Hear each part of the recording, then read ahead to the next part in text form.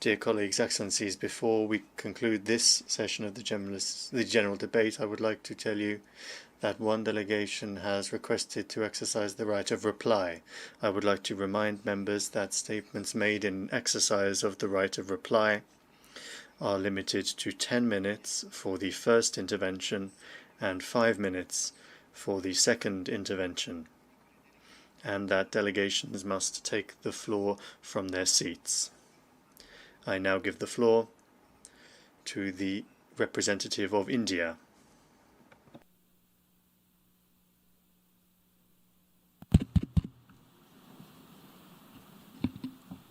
Mr. President, we exercise our right of reply to one more attempt by the leader of Pakistan to tarnish the image of this august forum by bringing in matters internal to my country and going so far as to spew falsehoods on the world stage. While such statements deserve our collective contempt and sympathy for the mindset of the person who utters falsehood repeatedly, I am taking the floor to set the record straight. Regrettably, this is not the first time the leader of Pakistan has misused platforms provided by the UN to propagate false and malicious propaganda against my country, and seeking in vain to divert the world's attention from the sad state of his country, where terrorists enjoy free pass while the lives of ordinary people, especially those belonging to the minority communities, are turned upside down. Mr. President, member states are aware that Pakistan has an established history and policy of harboring, aiding, and actively supporting terrorists. This is a country which has been globally recognized as one openly supporting, training, financing, and arming terrorists as a matter of state policy. It holds the ignoble record of hosting the largest number of terrorists proscribed by the UN Security Council. Mr. President, we marked the solemn occasion of the 20th anniversary of the 9/11 terror attacks just a few days back. The world has not forgotten that the mastermind behind that dastardly event, Osama bin Laden, got shelter in Pakistan. Pakistan leadership continues to glorify him as a martyr. Regrettably, even today, we heard the leader of Pakistan trying to justify acts of terror. Such defense of terrorism is unacceptable in the modern world.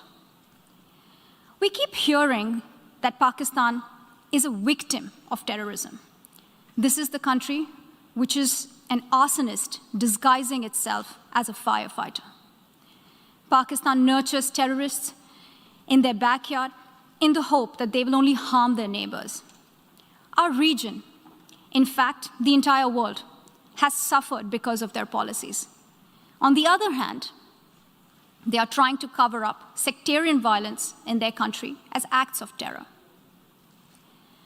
Mr. President, this is also the country that still holds the despicable record in our region of having executed a religious and cultural genocide against the people of what is now Bangladesh. As we mark the 50th anniversary this year of that horrid event in history, there is not even an acknowledgement, much less accountability. Today, the minorities of Pakistan, the Sikhs, the Hindus, the Christians, live in constant fear and state-sponsored suppression of their rights. This is a regime where anti-Semitism is normalized by its leadership and even justified. Dissenting voices are muzzled daily, and enforced disappearances and extrajudicial killings are well documented.